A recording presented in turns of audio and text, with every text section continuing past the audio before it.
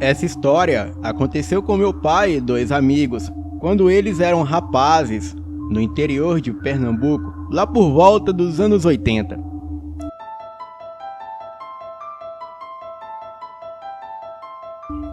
O meu pai e os seus dois amigos, eles gostavam de sair pelo mato para caçar e se aventurarem.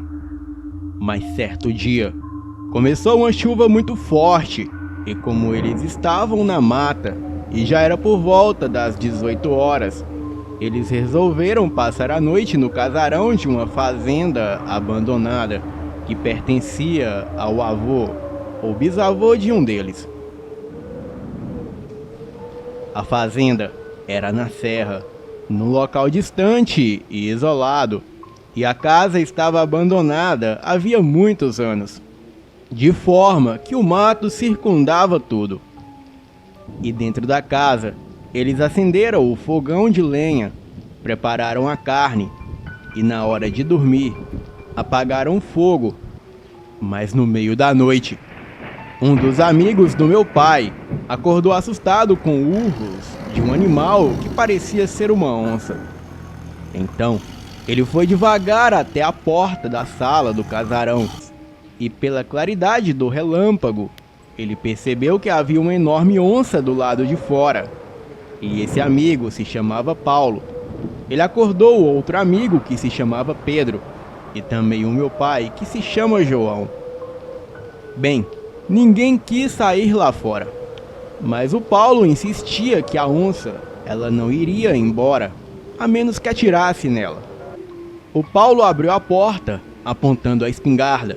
O meu pai e o amigo se trancaram no quarto, e quando deu um forte relâmpago, o Paulo atirou e se ouviu um urro. Bem, o Paulo era bicho do mato, acostumado a enxergar na escuridão e caçar à noite. Então ele saiu atrás da onça, mas de repente, o Pedro chama o meu pai e mostra a ele algo incomum no teto do casarão.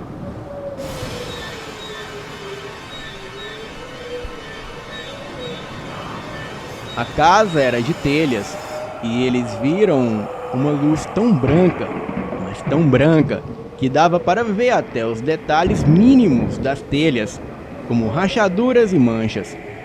Só que essa luz não se espalhava para baixo e nem em qualquer outra direção. Resolveram sair do quarto para ver se nos outros cômodos da casa estavam acontecendo a mesma coisa. Mas nada. Tudo estava na mais perfeita escuridão. Eles estavam preocupados com o Paulo, que ainda não havia retornado. Então, os dois resolveram sair de casa, mesmo estando já de madrugada, para ver se conseguiam enxergar alguma coisa pelo lado de fora.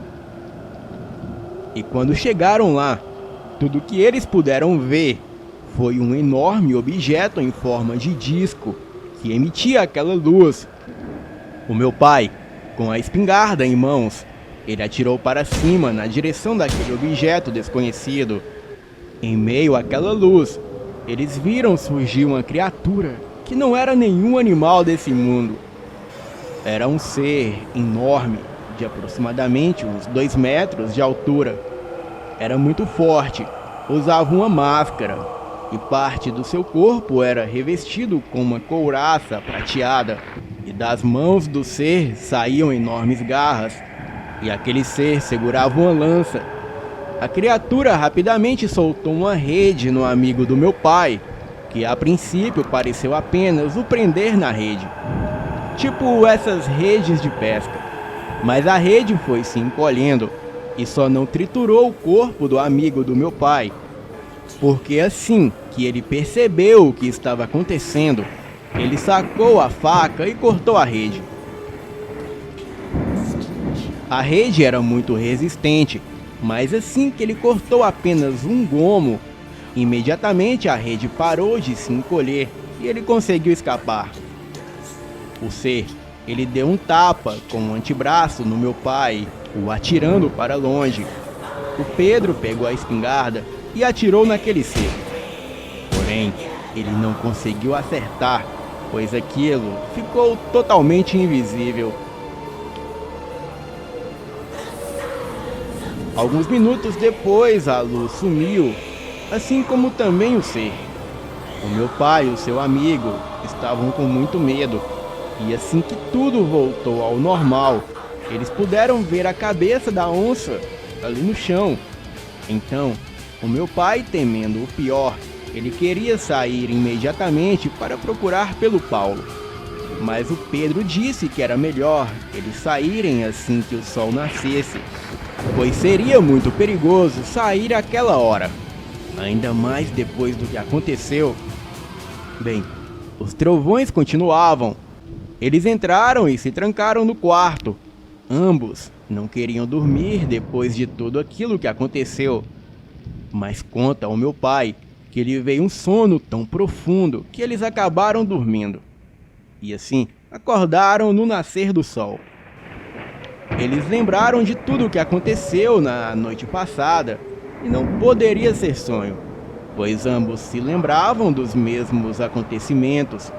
Eles saíram lá no terraço procurando por pistas daquele ser e encontraram a cabeça da onça ali jogada, mas a mesma estava em estado de decomposição avançado e eles acharam que talvez aquela luz tivesse queimado a cabeça da onça. Então, eles saíram para procurar pelo Pedro. Andaram por toda a mata e por volta das 17 horas resolveram voltar. Eles voltaram para o povoado e algumas pessoas perguntavam a eles: "Homem, onde tu tava? Achei que vocês dois tinham ido embora." Pedro e o meu pai, eles ficaram sem entender esse tipo de comentário. Então foram até a casa do Paulo, que morava sozinho, e ele não estava lá. Perguntaram a algumas pessoas, e todos falavam que já havia alguns dias que não viam o Paulo. Eles informaram a polícia, e um grupo de policiais foram designados a procurar pelo Paulo, e eram o meu pai, o Pedro, 4 policiais e um cão rastreador. E depois de muito adentrarem a mata, bem logo depois de um riacho, perto de uma pedreira, eles sentiram um cheiro muito forte e então encontraram o Paulo. O coitado estava dilacerado, o seu corpo aberto sem nenhum órgão por dentro. O inquérito concluiu que o Paulo estava morto há no mínimo 10 dias. O meu pai e o seu amigo questionaram e disseram que era impossível, pois há 2 noites atrás eles estavam juntos. Mas pelo depoimento das pessoas ali do povoado, os 3 haviam sumido há mais de 10 dias. Bem, a polícia suspeitava de algum ritual de magia negra ou coisa do tipo. O fim que isso levou foi a prisão do meu pai e do seu amigo. Mas no dia seguinte, apareceram 2 homens de preto que fizeram vários interrogatórios, porém com um de cada vez. Então os homens de preto ordenou que o meu pai e o seu amigo fossem soltos, e também explicou a eles que aquele ser, ele veio de Órion, lá das estrelas que eles conheciam como as 3 Marias, e que se eles se lembrassem de algo ou vissem mais alguma coisa, eles deveriam entrar em contato com eles, e passaram o número para o meu pai. Bem, daquele dia em diante o meu pai não viu mais nada, mas por precaução, ele resolveu se mandar daquele povoado. Ele perdeu o contato com seu amigo Pedro. Hoje, o meu pai mora em Olinda, em Pernambuco, e jura que tudo isso foi real, por mais que pareça surreal. Boa noite. É você, Satanás?